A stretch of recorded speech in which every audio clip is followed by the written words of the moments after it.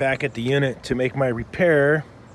I took my my shop rag and cleaned up this area real good, ran it through the return bins. And I haven't got sandcloth on here yet, but look, there's some corroded, something ate that copper up just in that one spot. It's so weird. You can see I took the rag on the return bin back there. I got some pen marks here. I'm gonna cut that out with my Dremel. Well, it's not an actual Dremel, it's a Milwaukee copy of the Dremel tool with you can speed it up or slow it down right here. And I want to cut that out to get in there better. I also opened this up to take a look at the piston to see how dirty it was in there. Then I noticed it's been leaking, well, not leaking, but rubbing here, back there, a bunch of spots on the spider. So I'm going to cut a dryer in here when we're done, get this all back together. Then I got to make sure that these are all tidied up and not playing Mr. Rubby, or we'll spring another leak there. So that's where I'm at right now. I'm gonna cut some of this metal away here so we can check out the rest of that tube.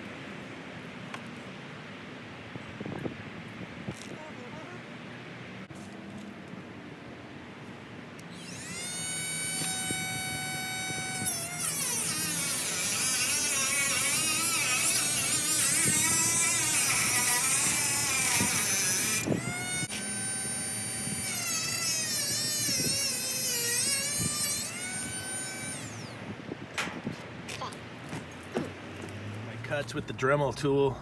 I keep calling it a Dremel tool, rotary tool. And then I got the needle nose in there, slowly and carefully picked away at it. You can see it goes all the way around the tubing. So it's all off of there, all the way around. Focus in. Then I just picked away some of the little bit of the fins right there to get it off there. Now I can get the sand cloth in here and try and clean all this up, and then we'll try and flow some solder on there, and we'll see if we can get it to stick. That up right there.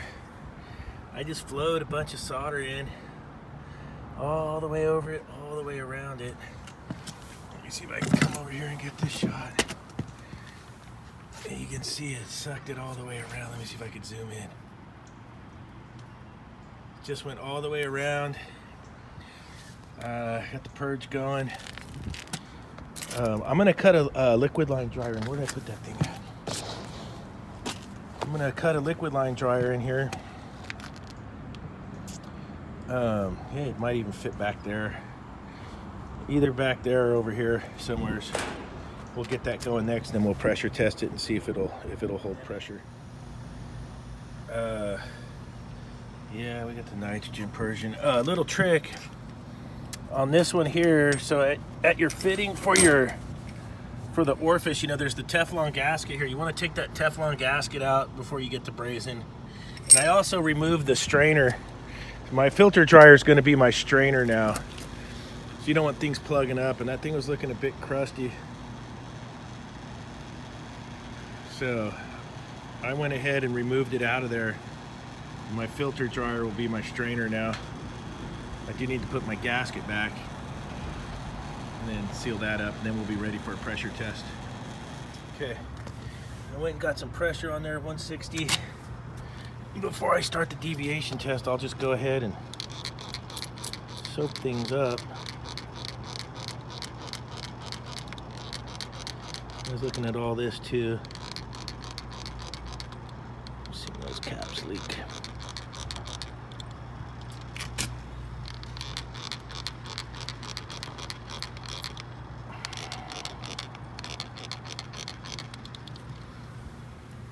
That looks good. I don't see anything leaking right there. We'll let that soak in and see if it bubbles up here. And if it looks good, then we'll try the pressure test on the testo probes. Let's see, I had all this apart.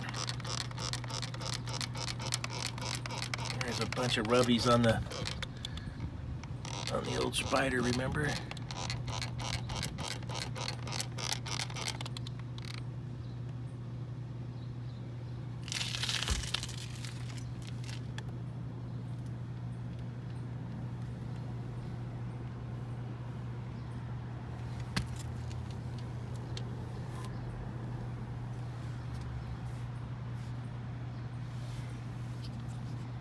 Check my welds.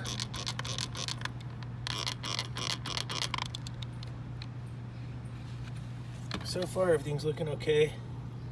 I'm still at 160 over there. I'm gonna get it all set up and see what happens. There's a shiny spot right there. I didn't see that. Look at that. See that shiny spot? Let's give that a little.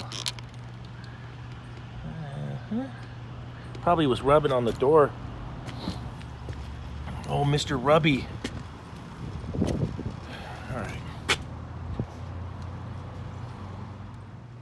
All right, we're gonna start the pressure test here. It says 160.3. All right, here we go. And we'll get her started. And we'll see what happens. 160 PSI. I'm 15 minutes in and it looks good. Looks like we gained pressure. 106.7, so we got her fixed. We got a tight system. Let's get we're gonna get the vacuum hooked up and pull a vacuum. Okay, while we're pulling the vacuum, I'll show you where I labeled the unit. I put one label right there by the information tag. I put the other one right on the compressor because you got to gauge up on this unit. You got to take that front cover out on these old Bryants, and that sticker is going to be staring you straight in the face when you gauge up.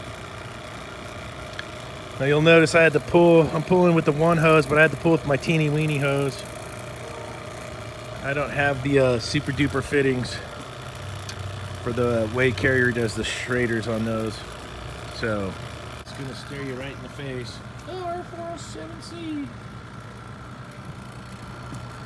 So as soon as we get the vacuum down and it's good, we'll weigh the charge in and we'll test this guy out. My vacuum pulled, that was all good.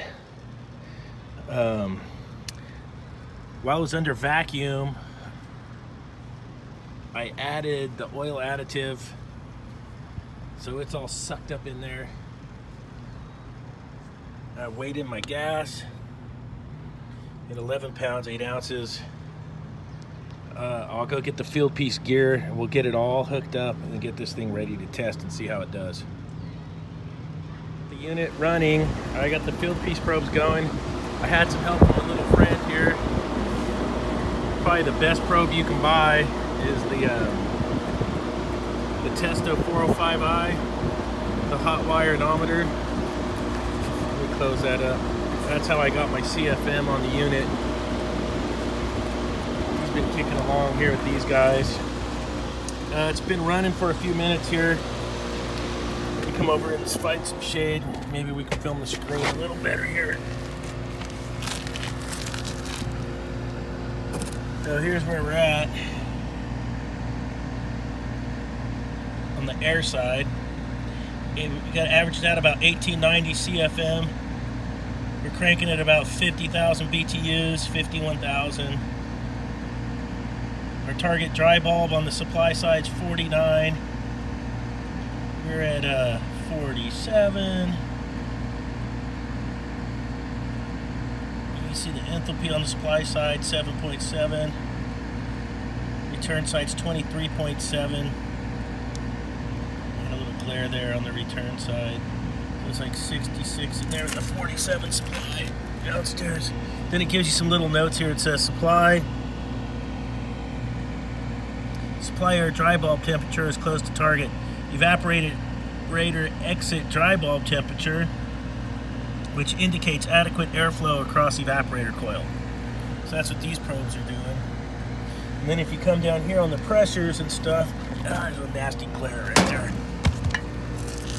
This is terrible. Terrible filming.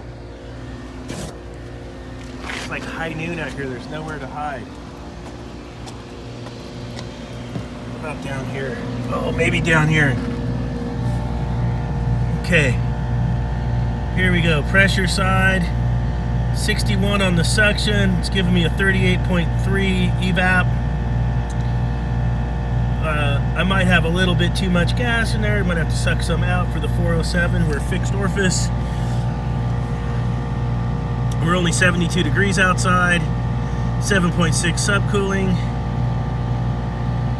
There's our discharge temperature is only 88 on our liquid line. So we're at 211 over 61. 95 condensing, almost a 40 degree evaporator at 72 degrees. And it looks like it's only 66 degrees in the store, in the restaurant there. Of course I did.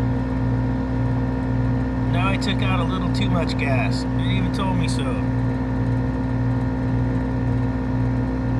Now I got too much superheat. All right, that one's all fixed up and it's running good. I didn't get a bunch of video at the end. I just got like 2 more calls and I had to get I didn't have time to play with the toys. That's one thing. If you're gonna use the probes and stuff and really dig into things, it's time consuming. If you just use your 550s and the 2 temperature clamps with it, you could just mow. Like you're mowing the grass on the weekend. Although I wouldn't know about that because my backyard's plastic and I really don't have a front yard. But that's it for that one. Like, subscribe, comment. Hope everyone has a good Easter.